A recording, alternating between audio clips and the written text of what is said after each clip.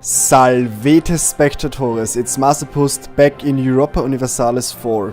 Now, this is a tutorial series I want to start with because I've got a few requests of people that say that they want to start the game but they don't know how to play it at all, and the tutorial here in the game doesn't help much. So I think I'm a decent enough player. I'm not a pro, but I'm decent, and so I'm gonna show you how to play this game in a few episodes. I don't know how long this series will take, but we'll jump right in. Now, first of all, here you have the... well, I should go back to the main screen here. This is for total beginners who never have played the game before, but if you are somewhat familiar with it, you might also find some useful information in here. So of course we want to go to single player. Then we have the political map of the whole world in the starting date of 1444 Anno Domini. It's the November 11th, I believe. And at this time period, the situation was like this. So first of all, you have to click a country you want to play with. You either can click on the map, for instance Austria, Lithuania, Ottomans, whatever.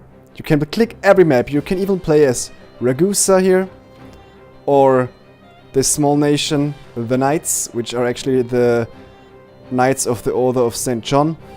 You can play every nation. You can play vassals, you can play people that are in a somewhat dependency to another country, you can play independent countries, you can play everybody.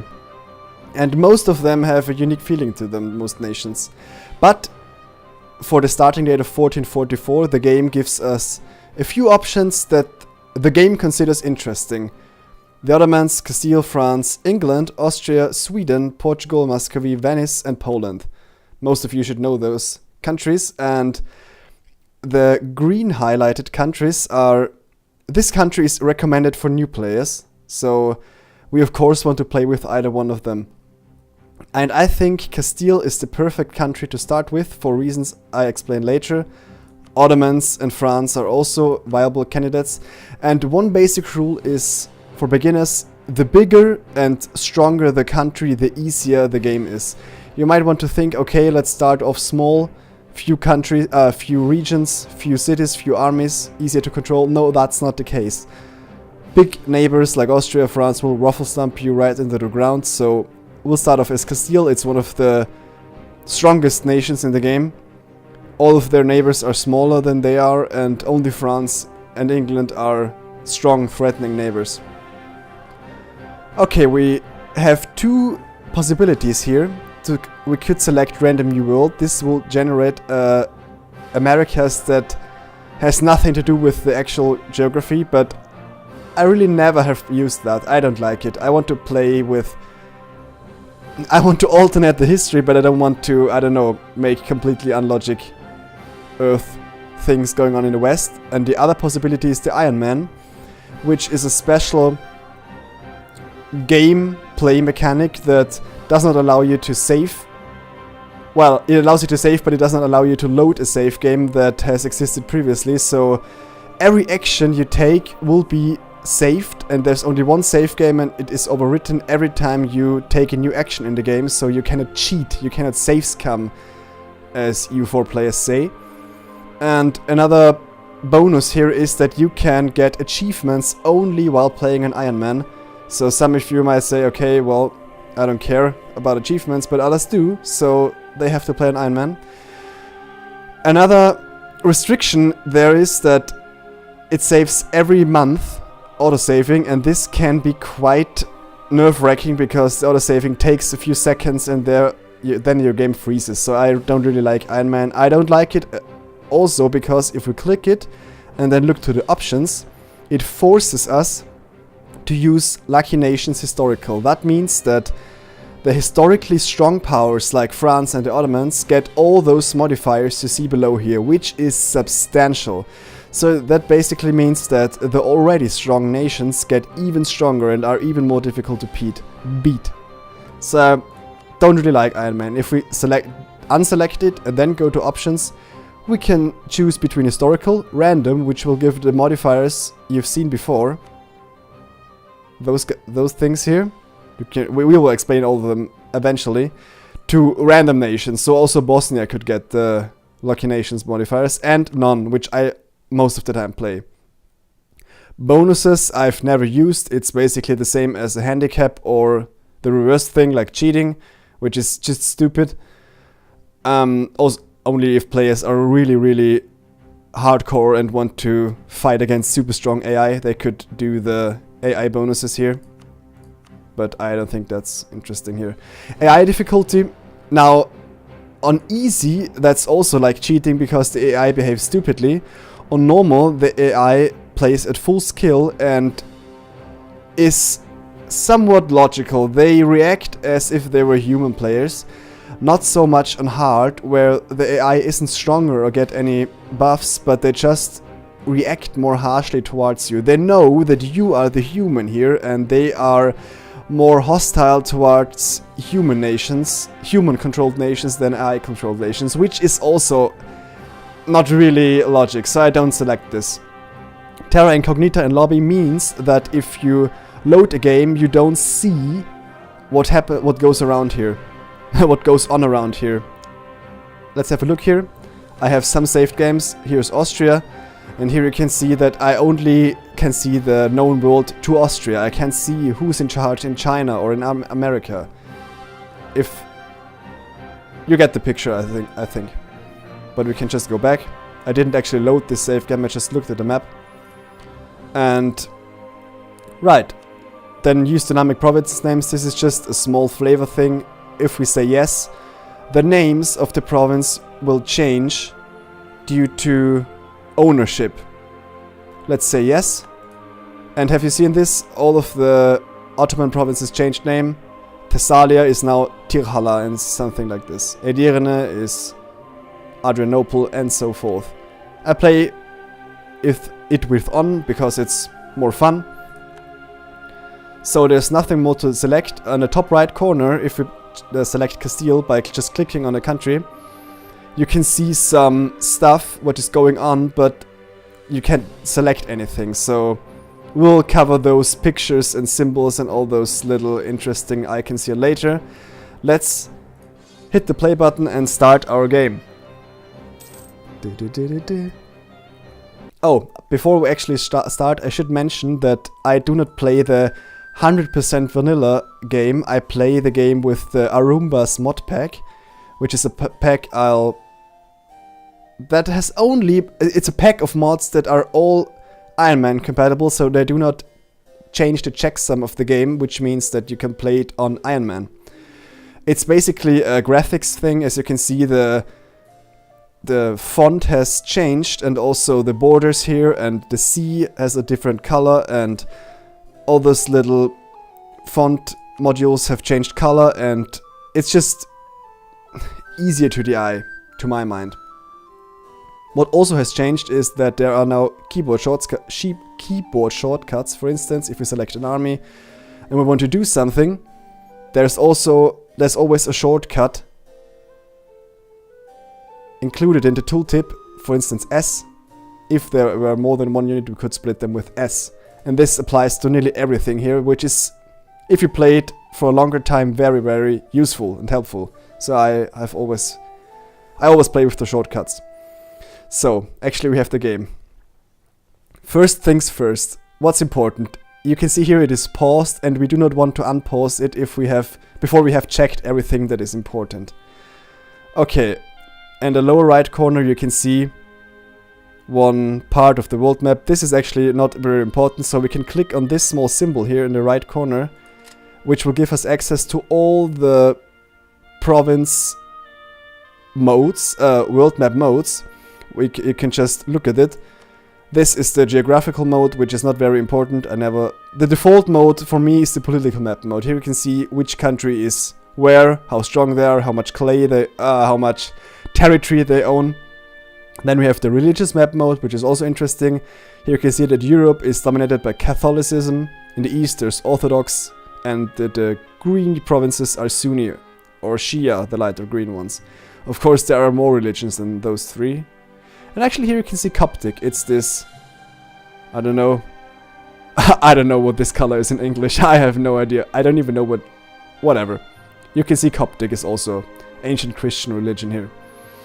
When it is striped, it means that the province is Orthodox in this case, but it is owned by a Sunni overlord. Here you can see it's already displayed here. If you look at the political map, yep, it's owned by the Ottomans, who are Sunni, but the province, there are Bulgarians live there, and they're actually Orthodox. Then we have the imperial map mode, which shows us the Holy Roman Empire. That is a very interesting thing, but not really important to us as Castile, so I'm gonna skip that for now. Then one very important thing is the trade map mode, but we'll come to that a little bit later. We have the diplomatic map mode, which is also important. Castile is green, it's our country, and here you can see it also describes it. It becomes important when we are at war and want to see where our enemies are and where our allies are. And the other map modes are not that important, we'll cover them eventually. Good. This corner is the alert corner, and what you want to do first is to press this little button here and then click best guess, which gives us alerts of our most interesting neighbors. Austria is always there because they are the emperor of the Holy Roman Empire. Granada, Navarra, Portugal and Aragon are our neighbors. For instance, Holstein is of no importance to us, so we won't get any alerts when they do something interesting, because it's not interesting to us. This box here shows us our agents, our armies, our navies, everything. We have 2 diplomats, we have 2 merchants, we have 2 armies, and we have 2 navies. If we click on them, they are selected on the campaign map. World map, whatever. On the left corner here, we have a few alert buttons, banners, we have to eventually check, and some other stuff. This is again basically the same thing as here. It shows us that we have 2 diplomats, 2 traders, 0 colonists and 2 missionaries. We'll cover them later. Here is our money deployed. Money is basically the only real resource in the game, but there are other important factors like manpower, stability, prestige, legitimacy and power projections. We'll cover them later too. Okay, first we want to start the game, but before we unpause we have to check all of those things. We want to select a mission for our country, which is this scroll icon here, and there we can select 3. Either we improve our prestige, if we hover over the text we get an extended text. Here you can see the things we have to accomplish for it. We have to a prestige of 50. The prestige is this medallion button here. We have 8 now, and we need 50 to get this, but the reward is nice. It gives us 1 stability. The stability is this modifier here. We can form an alliance with Portugal, which gives us diplomatic power and prestige. Diplo power is this and prestige is this again. Here we have admin power, diplo power and military power, which are also sometimes called mana, because they are used for certain actions, as mana is for spells. And the third mission is Finish the Reconquista. This, you can see already, is a flavor mission. Only Castile can get this mission. France has no Reconquista. All of those missions are very good and will give us huge bonuses. But trust me, I know that the easiest one to accomplish is the alliance with Portugal, so we'll select this one. If we select it, we cannot choose another mission, so there's only one mission at a time. Which brings us to the next topic. If we want to engage diplomatically with, in this case, Portugal, we should know that Portugal is our western neighbor here. If we zoom out, we can see the country name. If we zoom in, we can see the single provinces here. Lisboa, Porto, Coimbra, so forth. If we click on a province that is owned by the country we want to engage with, we just click on it. Then it opens this little menu here, where we can see conveniently the diplomacy menu. We can click on it, then it opens the diplomacy screen, where we want to, what was our object? We want to secure an alliance. So we click this alliance. We can actually open all of those menu points. And as you can see here, the diplomacy altogether is very, very complicated. There are a lot of actions you could do, but first we want to secure an alliance. So here, the green buttons we actually can click. We cannot proclaim a guarantee because they are too powerful in comparison to us. We can only proclaim a guarantee on very, very weak countries. For example. Now, offer alliance, we can see a green symbol here that says, if you hover over it, you can see the exact numbers. So they really like us. They have 99 positive reasons to accept an alliance. And if we click it, they ask us again. We could either press send or press C, which is the same thing. It's a shortcut. And we've sent an offer. You can see one of our diplomats vanished here. Basically what happened, he went to Lisboa and proposed the offer to their king. And the king considers it for 1 day. They either say yes or no, but he will say yes because, well, he likes us very much. Okay, what else can we do? Here, this is blinking and it is red, it's important. Too few rivals. If we click on it, it opens the basic menu. This is the main menu. We have a lot of different options here. And everyone covers one important thing of our kingdom. For instance, religion. We were at diplomacy. We can also click again on it. The good thing is that it always redirects us to the thing where we actually want to go. So it says too few rivals. You need at least 2 rivals to have a penalty, to not have a penalty to a power projection. Again, power projection is this.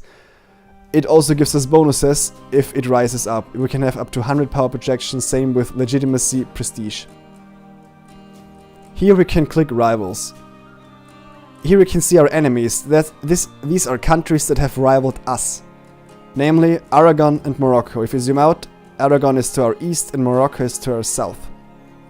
It's always reasonable to counter-select those countries that have rivaled you as a rival. So we will select Aragon and Morocco. And we have, you can see here, a third slot. We can always have up to 3 rivals. These are basically our arch enemies, so England and France, for instance. They will be always arch enemies. And we can select a third one here. You can't select everybody. You can only select a country that is relatively close to you and has comparable power. We can either select England, France or Portugal. Now we just sent an alliance offer to Portugal. It wouldn't make sense at all to rival them. So either England or France. And historically, both nations, I don't know, were kind of enemies of Castile. Castile emerged later into Spain. So we're talking about Spain here. And I'm just going to pick France.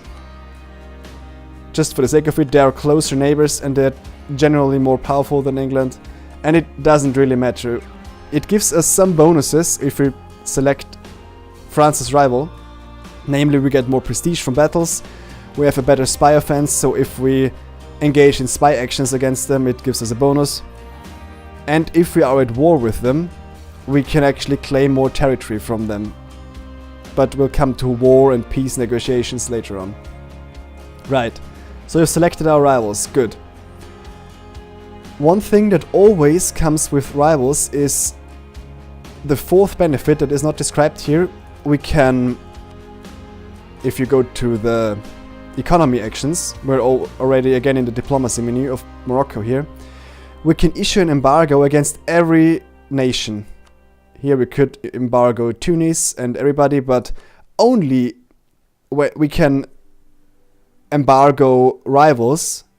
And only if we embargo rivals, they won't give us a penalty here to our trade modifiers. We'll come to trade later.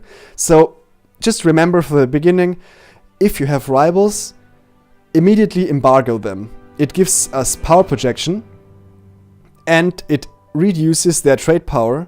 So it's always a good thing. So we're going to issue embargo Morocco, Aragon and France. So we have another, the green modifiers are not that important. Here we have disputed succession. This basically lists all the nations we know that have no heir, or as it reads, a disputed succession. For instance, Austria. Austria doesn't have an heir. Or Denmark, or everybody else here. This is our building menu.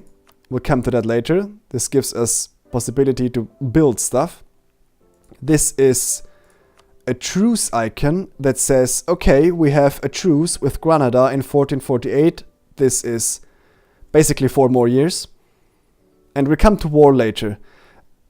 I didn't mention this little bar here. It basically gives us the date. We are on November 11th here, 1444. This is, I don't know, just ignore it. It gives us the position here as how much or how strong our country ranks in the world, but it's somewhat screwed up. And here you can select the speed, how fast one day ticks. We'll come to that later. And the fourth thing here is you have a free advisor slot. So back to administrative power, diplomatic power, and military power. They are determined by a few factors.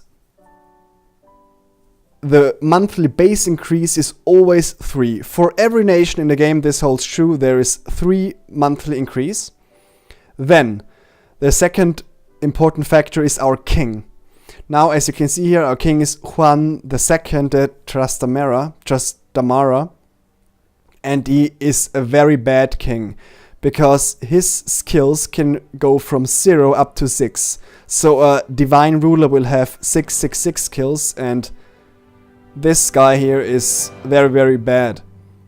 If we hover over it, his name, we can see, okay, he is 39 years old, and he's the dynasty, blah blah, Trastamara, same dynasty of Aragon and Navarra. And if he dies, our heir will succeed to the throne. Here we have the heir Enrique de Trastamara. But we actually want to recruit advisors. So the third initiative, or most important thing that gives us more power here, is hiring advisors. Here you can see we have an increase of 3 in admin and diplo power and 7 in military power. If we hover over the empty slot here, we can select one of 3 advisors, which will give us 1, 2, or 3 skill points every month. They will add up here, so we would have 4 instead of 3 per month. And a special effect. Now, this guy here is better than those 2, but he'll cost more. Those guys will cost one ducat per month, and this one will cost 4, so he's very expensive. There is not really often an option where we want to pick the most expensive ones, because money can generally be used better. So let's pick one of those 2 guys. This guy here gives us more prestige, and this guy gives us missionary strength. So at this point, it's not really important what we pick. I'm gonna go with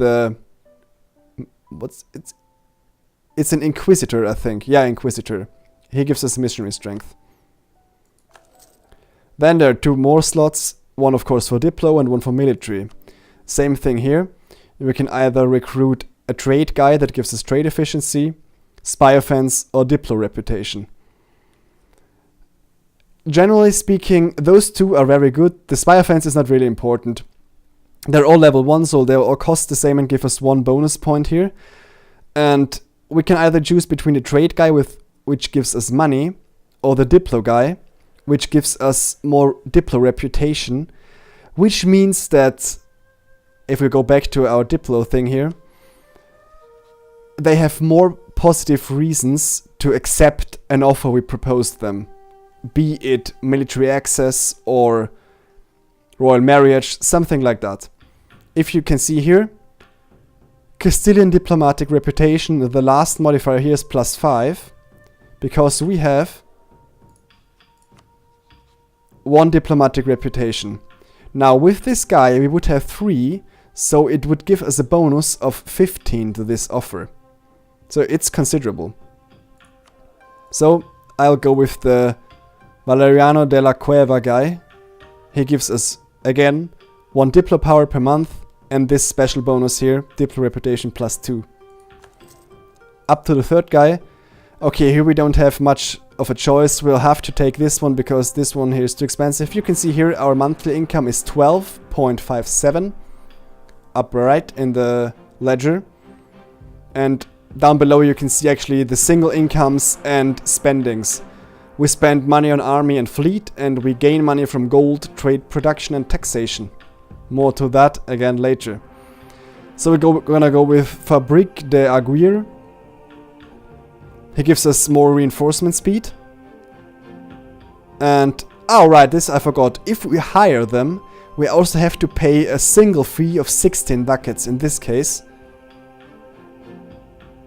And this one increases exponentially. Yep. No, it increases. 16 is 40, 64. I don't know what the modifier is here. I don't know. You can see the level 2 guy costs more, the level 3 guy costs insane amount. We could afford him. He costs 9 per month and we have 12 per month. But as I mentioned before, we don't want to waste money on those expensive guys. This one gives us reinforcement speed and 1 military point per month. Let's select him. Okay, you can see this ledger went away. We have satisfied all of our advisor slots. And one more thing. Here we can set a national focus.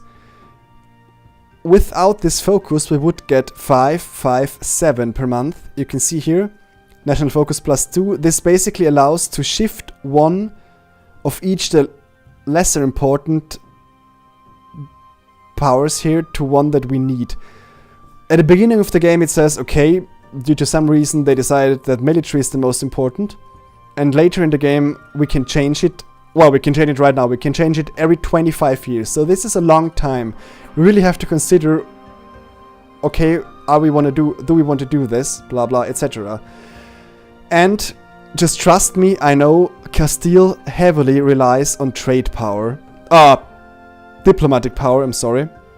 So we want to focus on Diplo power here. I selected it and now it grayed out and we can't do it until 69. This is 25 years. Good. So we've covered everything. Those 3 ledgers are not really important at the moment. Now I'm gonna hit unpause. You can either click up here or the space key.